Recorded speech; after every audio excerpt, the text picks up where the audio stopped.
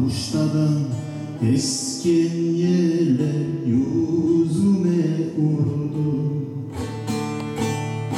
Balalıktan ösken yerler gözüme düştü.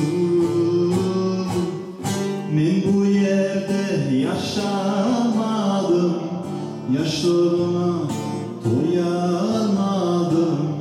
Vatanıma hasret oldum ey güzel karım.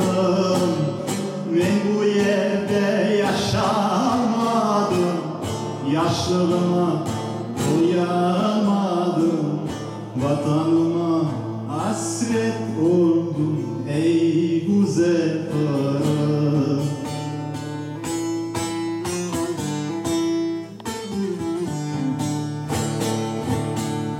Bahçelerinin meyveleri valileşerde,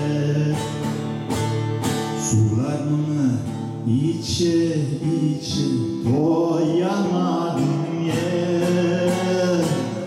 Ben bu yerde yaşamadım, yaşlarıma doyamadım.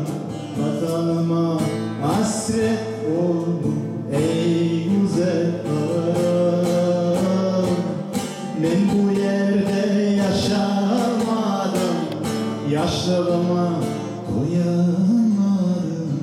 Vatanıma hasret oldum ey güzel karım.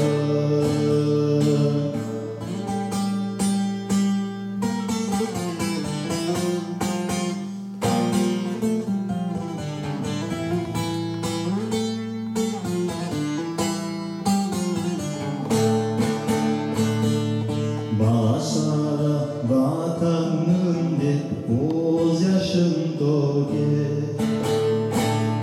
Kartlarımız eline cayıp dualar eder.